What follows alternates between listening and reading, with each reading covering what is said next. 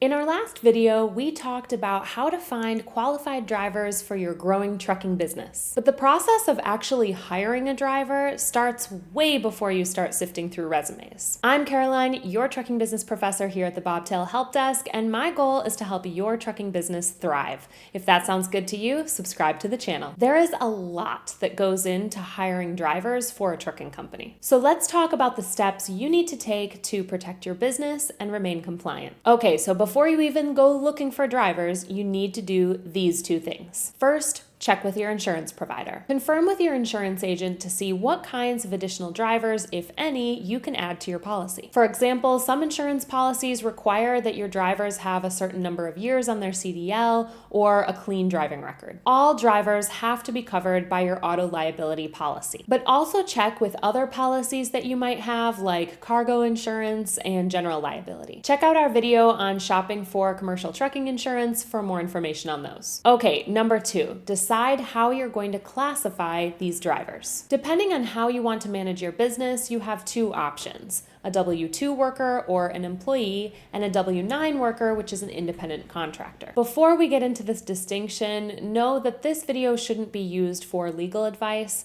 If you need more clarification on this topic, please seek out legal counsel. Basically, hiring an employee means that you pay payroll taxes and Social Security, as well as workers' compensation insurance. Independent contractors pay their taxes themselves and usually don't require workers' compensation coverage. Okay, so how can you tell the difference between an employee and an independent contractor? Let's do a test. Are you providing job training on company operations, processes, and procedures? Are you instructing them on where and when to pick up loads? Are you telling them where and when to perform maintenance and repairs? Are you monitoring their performance and helping them improve with specific instructions? Are you reimbursing them for expenses such as trailer washouts or tools? Are you paying an hourly wage? Are you offering benefits like sick leave, health insurance, or paid time off? If you answered yes to any of these questions, chances are you're hiring an employee. Hiring a driver as an independent contractor usually means that that person already has their own business and they just want to run under your MC authority. In this case, that person probably already has their own truck and trailer that you're adding to your insurance. This new driver will then either book their own loads or use your company as a dispatcher to find loads. But even if they do use your company as a dispatcher, in this scenario, they have complete control over their business. You can't require an independent contractor to take a specific load or fuel at a specific retailer, for example. Independent contractors are also responsible for their own business expenses related to their work. Insurance and fuel expenses covered by the carrier is usually then deducted from their payment. Local and state regulations vary greatly on this topic. When making the decision between hiring employees and independent contractors, make sure you're staying compliant with all local, state, and federal regulations. Again, we highly recommend seeking out legal advice if you need additional clarification on this topic. Okay, so now you know the driver you're going to hire is going to be covered by your insurance, and you know how you're going to classify them.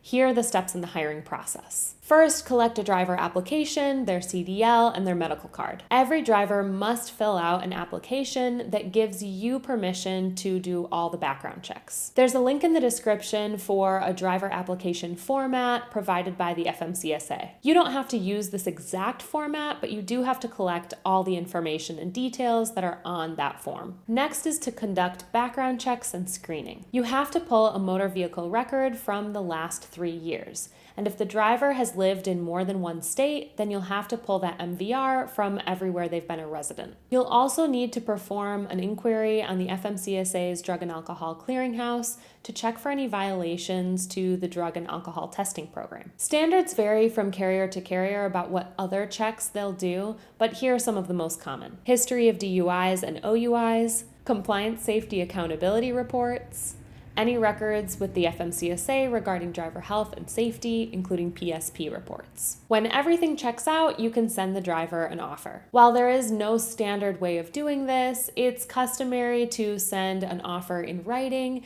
alongside any employment agreement or contract that you're going to use. This will provide extra clarity on compensation, benefits, and responsibilities of the new driver. Once the driver has accepted the position and everything has been signed, you can start their driver qualification file and add them to your payroll system. For more information about what a driver qualification file or DQ file should look like, check out our video on the topic. Okay, you have a driver ready to go, but you can't send them out on the road just yet. Before they can hit the road, you need a pre-employment drug test. If that test comes back positive, you need to report it to the FMCSA clearinghouse and stop the hiring process. You need to have this negative drug test result on hand before dispatching them out on the first load. Also, save the results from that test to their DQ file. Also, depending on the driver's license type, endorsements, and other factors of maybe what they'll be hauling, you may need to do a road test. Many carriers require a road test regardless of the driver's experience and qualifications. A driver might look great on paper, but there's nothing like a road test to make sure. A road test should include a pre-trip inspection, coupling and uncoupling of combination units if applicable, placing the vehicle in operation, using controls and emergency equipment, driving in traffic and passing other vehicles, turning, slowing, and braking, and backing and parking. Finally, you're going to need to verify their CDL work history. It's up to you whether you want to do this before sending the offer or after. It just has to be done within the first 30 days of employment. You'll need to verify the driver's last 3 years of CDL work history. And that's it. See how easy that was? I know.